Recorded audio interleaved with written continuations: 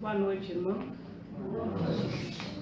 Que as bênçãos de muita paz, de luz, de entendimento do nosso Mestre Jesus envolva todos nós que aqui nos encontramos, encarnados e desencarnados.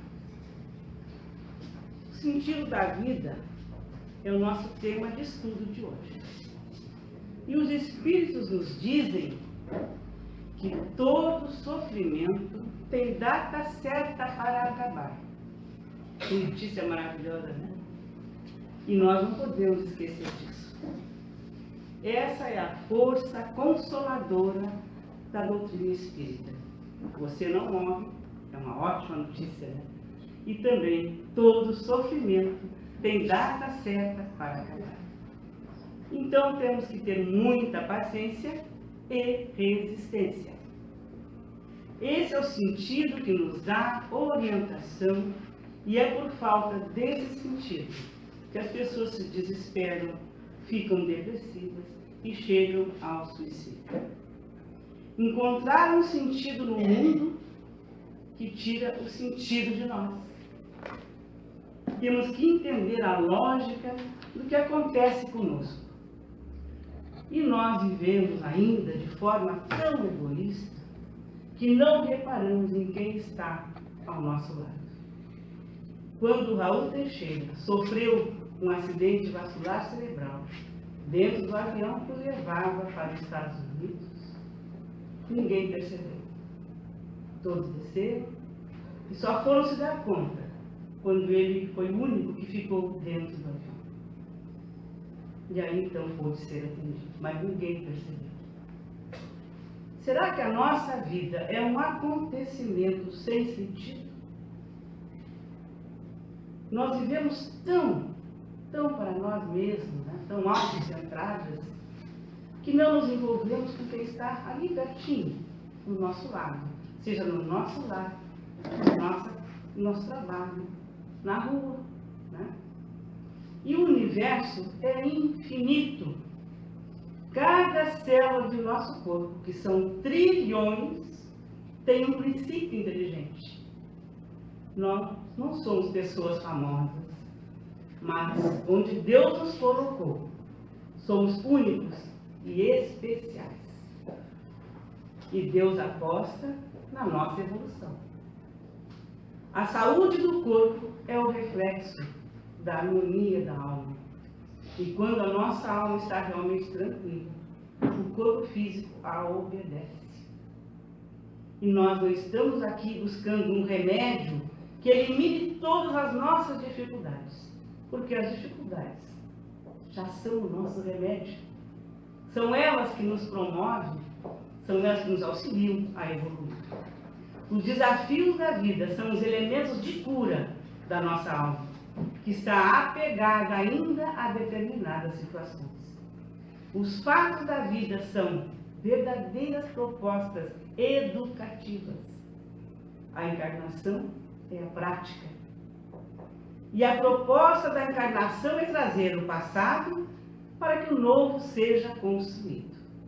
Então, nesse sentido, precisamos ter uma visão integrativa. Não dá mais para estabelecermos divisórias. Emmanuel já dizia isso quando no prefácio daquele livrinho dele, Caminho, Verdade e Vida, ele fala que o nosso grande erro foi ter estabelecido divisórias entre o templo e a oficina. Toda a natureza, diz ele, é altar de adoração e é oficina de trabalho. Aonde estivermos, seja lá no trânsito, no nosso trabalho, em nossa casa, estando em prece, estamos em prática espiritual, prática de transformação moral. E a reencarnação é a própria terapia de vidas passadas. Tem pessoas que vão longe para descobrirem o que foram antes, em outras etapas da vida, da existência. Mas nós sabemos que a reencarnação é a terapia das vidas passadas. Por quê? Nós nascemos numa família e vamos tendo uma regressão de memória. Quando vão chegando em nossos lares, nossos familiares, o sogro, a sogra, o genro, a nora, nossos filhos, nossos colegas de trabalho, os companheiros da casa espírita, vamos recordando e reconhecendo e realizando a terapia das vidas passadas. Uma verdadeira regressão terapêutica. Vamos lembrando que não é por acaso que estão ao nosso lado. E também não é por acaso que os cobradores do passado se apresentam para nós como se fossem nossos inimigos, sem que procuremos saber sequer o motivo, que certamente está em nosso passado, em outras etapas da nossa existência, onde prejudicamos ou fomos prejudicados. No livro Nosso Lar, André Luiz é amparado por sua mãe, na hora que ele consegue visualizar uma ajuda, pedir socorro. E ela conta, quando ele pergunta para o seu pai, que ele está numa região muito difícil. E lá ele está com as duas amantes que ele manteve na sua última encarnação. E ela então diz para André Luiz que o pai vai renascer, vai reencarnar e vai receber as duas amantes como filhas. Vejam só. Mais uma vez a terapia, né? Não há nenhum julgamento moralista neste livro. Ninguém julga ninguém. Ele terá que conviver com as filhas e aqueles condicionamentos de sexualidade e afetividade que ele criou com as duas amantes, ele terá que observar, vivenciar. E este deve ser o maior castigo para um pai, ver e vivenciar as suas filhas, lidando da mesma forma que ele as acostumou com outras pessoas.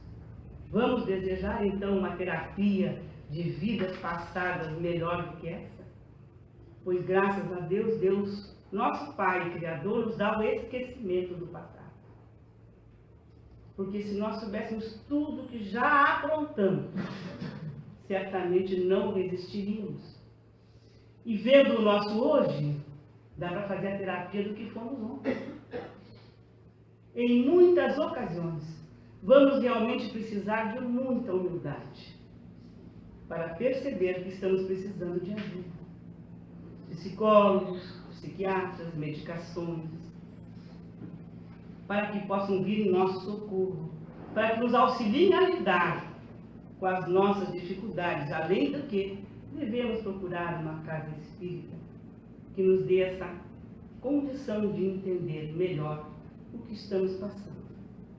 E assim, vamos encontrando o sentido de nossas vidas. Enxergarmos a dificuldade como um convite à evolução moral e espiritual é nossa prioridade hoje, aqui e agora. O Espiritismo é a proposta da fé raciocinada, lúcida, para que pensemos com clareza, equilíbrio, buscando soluções que irão nos dar e permitir uma renovação espiritual. E a proposta da encarnação é sempre uma proposta de renovação. Nenhum de nós consegue odiar por muito tempo. É uma lei divina, graças a Deus. Nós não fomos criados para odiar, não fomos criados para guardar mágoas. Jesus veio nos dizer que fomos feitos para amar, para perdoar, para nos libertarmos das mágoas e sofrimentos, para superar as contrariedades, os obstáculos, para nos elevarmos e evoluirmos. Vamos utilizar o que a providência divina nos oferece, o que temos, o que nos é oferecido e que está ao nosso alcance. Quando enxergamos e constatamos, veremos que elas poderão ser resolvidas. E o Espiritismo repete as palavras do Mestre que nos fala de amor, de perdão e de renovação. E diante do cenário de insegurança, medo, violência que estamos vivenciando na atualidade, esse pequeno trecho extraído de Obras Póstumas, uma das obras básicas. Essa pequena obra, na primeira parte, ela transcreve também uma biografia de Kardec. Esse grande sociólogo, cientista, mestre, educador. Ela é dividida em duas partes, contém diversos artigos escritos por Kardec que ainda não haviam sido publicados. Além deles, ainda uma transcrição de várias comunicações mediúnicas ocorridas em reuniões em que Kardec tomou parte. E o conteúdo geral da obra é bastante esclarecedor a respeito do ponto de vista do codificador, acerca de variados temas de ordem filosófica, moral e religiosa. E alguns assuntos são abordados de uma maneira maravilhosa, como a música celeste, a natureza do Cristo, o conhecimento do futuro e as manifestações dos espíritos, a fotografia e a telegrafia do pensamento. No livro Obras Póstumas, nos faz também refletir a respeito do importante momento de transição planetária pela qual nós aqui estamos passando na Terra. Um bálsamo renovador de esperanças e do espírito de luta do bem contra o mal. Na primeira parte dessa obra, tem um capítulo que fala sobre os desertores. E diz assim: é essencial não esquecermos que nós estamos em um momento de transição e que nenhuma transição se faz sem conflito. Portanto, ninguém se deve espantar ao ver-se agitarem algumas paixões, as ambições comprometidas, os interesses melindrados, as pretensões decepcionadas, mas pouco a pouco tudo isso cessará. A febre se acalma, os homens passam, todos nós passamos, mas as novas ideias permanecem. Espíritas, se querem ser invencíveis, sejam benevolentes e caridosos. O bem é uma couraça contra a qual virão sempre se quebrar as manobras da malevolência. E nós sabemos que neste mundo em que estamos, ainda é o mal que predomina. Os nossos defeitos, todos eles, a inveja, o ciúme, a vaidade, o egoísmo, predominam. E é neste trabalho incessante que todos nós cristãos, não precisamos ser espíritas para nos tornarmos melhores. Não precisamos nem da religião que nos religa ao Pai, se nós, dentro da nossa atitude, dentro do nosso dia a dia, deixarmos de criticar e julgar os nossos irmãos de caminhada e buscarmos olhar para dentro de nós, verificando o que ainda somos e fazendo todas as tentativas possíveis para melhorarmos, para termos um pouco mais de cuidado com aquilo que dizemos uns aos outros.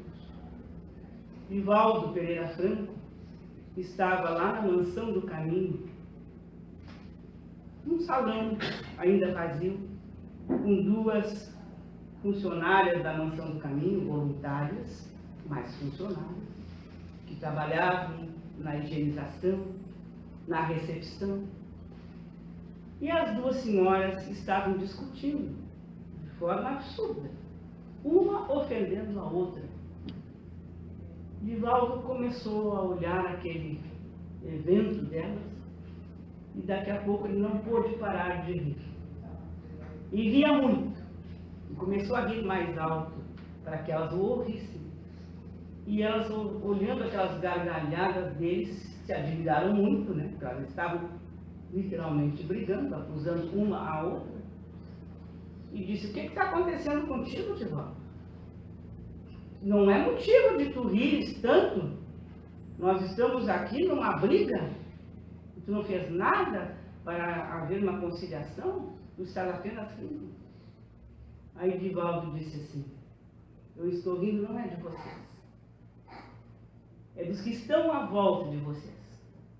E um deles predomina, porque ele vai no ouvido de uma e vai no ouvido da outra e faz com que vocês briguem, discutam, se ofendam, mesmo que daqui a pouco eu tenho certeza vocês vão se arrepender. Porque vocês são amigas, trabalham juntas há anos aqui na instituição. Aí as duas tiveram que rir porque se deram conta que estavam sendo manipuladas pela espiritualidade inferior.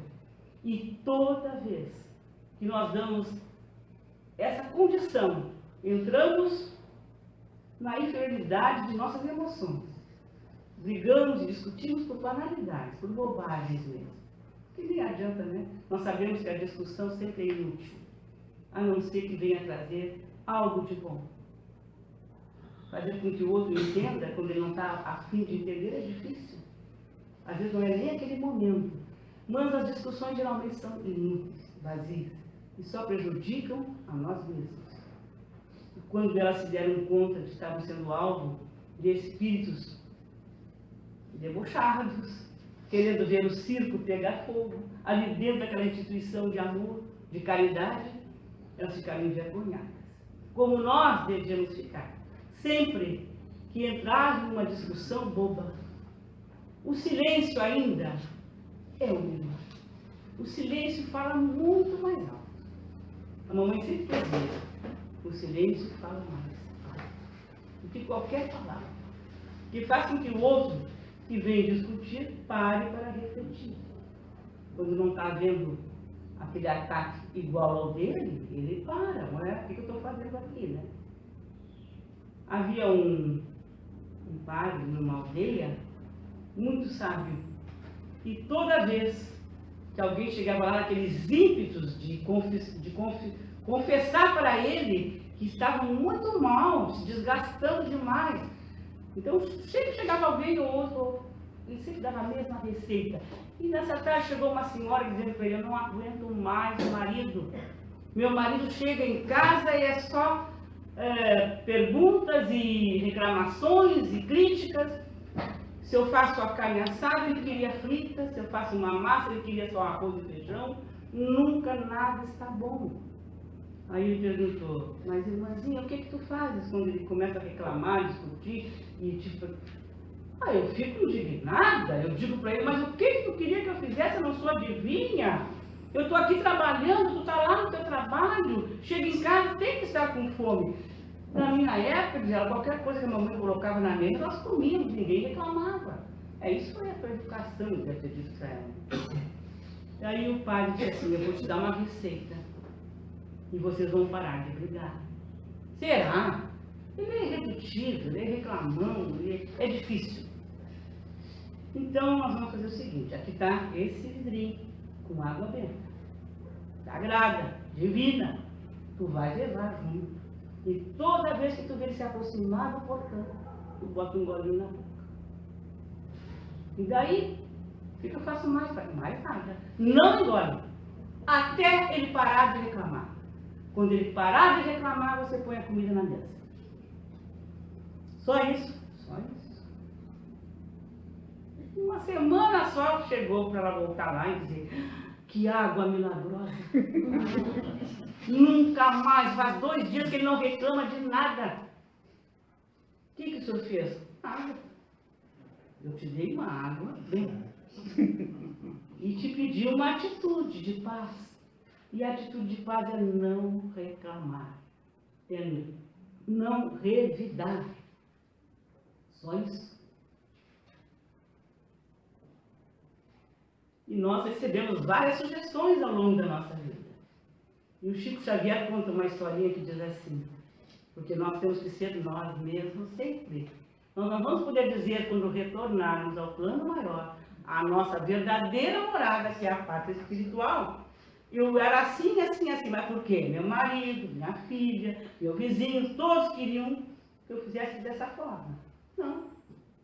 Nós somos os únicos responsáveis pelas nossas ações.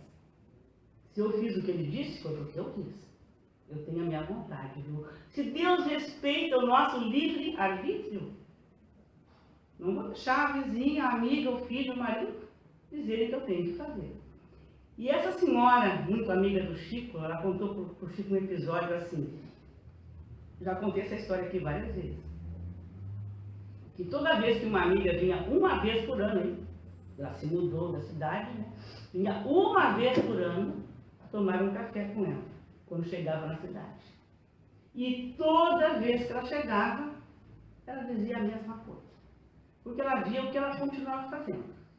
Dessa vez não foi diferente. A amiga chegou, viu o esposo como sempre, nem tirou os olhos do jornal para dar bom dia à mesa, e ela se lembrou que ela tinha esquecido de pegar o jornal, saiu correndo até a banca do jornal na esquina e pegou o jornal. Mas o café estava lá quentinho, tudo preparadinho. Trouxe, esbaforido, entregou para ele, aí ele olhou só para ela e pegou o jornal. Logo depois ele saiu para o trabalho, e ela disse assim, tu continuas na mesma? Quando é que tu vai parar de ser serviçal, escrava? Por favor, tu não vê que ele nem olha para ti, tu entrega o jornal, tem todo o sacrifício, saiu correndo e tal. Aí ela deixou ela falar tudo que ela queria falar. Ela olhou para mim e disse assim, eu não sei se tu vais voltar aqui o ano que vem, mas eu aprendi uma coisa. Eu tenho ido às palestras lá na Casa Espírita. Lá no Chico, a outra era bem católica, não tem nada a ver, né? Mas era muito católica. E aí ela disse assim, e eu tenho cada vez mais buscado me fortalecer. E eu vou te responder apenas o seguinte, eu não posso permitir, fulana, que alguém venha para mudar a minha forma de ser, a minha maneira de viver. Eu vou ser sempre aquilo que eu acho que devo. Ninguém pode achar isso ou aquilo. Eu vou viver como eu acho que devo viver. Essa é a minha resposta para ti. Eu vou continuar, enquanto eu tiver saúde e vontade, a fazer para o meu esposo. Não importa se ele gosta ou não gosta, mas é assim que eu acostumei, é assim que eu acho que deve ser, e ele vai continuar sendo servido. Eu não posso imaginar alguém me dizendo o que eu devo fazer. Sempre ouvi as tuas críticas, nunca fui atrás de nenhuma. E agora eu vou te dizer francamente, não posso permitir mais. Claro que a amiga não voltou mais. Não entendeu. Mas será que era amiga? Porque a amiga, ela foi dela. Porque a amiga é quem nos diz a verdade. Embora a gente não goste, né? Mas é quem nos diz a verdade. Então, a Casa Espírita, os trabalhadores que nos acolhem, sabem que precisamos de ajuda, terão que indicar os rumos e o destino espiritual, o tratamento necessário e ideal para cada um de nós, orientando-nos. E para finalizar nosso estudo, mais uma reflexão. Emmanuel, nesse livrinho bem pequenininho, que ele começou a diminuir o volume e as páginas, para ver se as pessoas o liam, né? Porque quando liam os livros dele muito grossos, assim, não vou levar isso, é muito grande, muita folha, né? Então ele começou a diminuir. Esse livrinho é feito de vários tópicos, mas cada um mais lindo que o outro e bem objetivo. Ele diz assim, o livro é Pensamento e Vida, através de Chico. Vamos colher sempre os resultados de nossa conduta e algumas vezes é preciso recomeçar o trabalho para regenerar atitudes e purificar sentimentos na reconstrução de nossos destinos. Em todas as épocas, a sociedade humana é o filtro gigantesco do espírito, em que as almas, nos fios da experiência, na fortuna ou na miséria, na direção ou como subalterno, colhem os frutos da plantação que lhes é própria, retardando o passo na planície vulgar ou acelerando-o para o ponto mais alto da vida, em obediência ao que é imposto pela evolução. Pensemos nisso. Reflitamos onde estivermos e buscando refazer, fazer melhor o que já estamos fazendo. Vamos encontrar o sentido da vida e realmente achar que é possível viver em paz com nossa consciência tranquila pelo dever cumprido. Que o Pai nos envolva mais uma vez nas suas bênçãos de muita paz, de muito amor. Que possamos perdoar sempre, elevando sempre qualquer tipo de atitude, porque pelo outro nós não somos responsáveis, só mesmo por nós.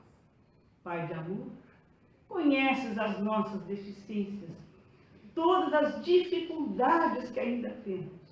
Ajuda-nos, Pai, para que possamos fortalecer a nossa vontade, colocando em prática tudo aquilo que já estamos aprendendo, conhecendo, porque não adianta o conhecimento sem a prática do amor e da caridade. Que lá nos hospitais, nos leitos de dor de cada enfermo, chegue esse anjo protetor da saúde, levando o consolo, a cura, se necessário. Sabemos também que muitas vezes a cura para o corpo físico não mais é possível, porque a cura do espírito está sendo feita através da dor e do sofrimento. E esse espírito, alçando voo para a eternidade, chegará lá livre de tantas coisas ruins que já havia feito, resgatando a dívida através da dor. Que alegria, Senhor, podemos constatar que nós aqui estamos para viver bem, amando e perdoando, relevando sempre. Que lá nos lares daqueles que nós sabemos, aqueles pais sofridos, pelos filhos que ainda se encontram na drogadição, eles tenham calma, paciência, tolerância, mas muito amor, para abraçá-los e confortá-los, porque são enfermos da alma, dando sempre mais uma oportunidade. Sabemos, Senhor, que as contrariedades e muitas vezes a tristeza através de soluções, de brigas, de problemas tão sérios dentro da família, nos causam bastante dor. Mas também sabemos, Senhor, que tudo que nos acontece é necessário. Que tenhamos muito amor para refletir as lições que estamos recebendo diariamente. E assim, Pai, que nos lares que ainda há muito frio, frio na alma, não é frio que uma coberta vai resolver. Eles possam receber de seus anjos de guarda a proteção, o amparo e o calor da compreensão e do amor. Obrigada, Senhor, que assim seja.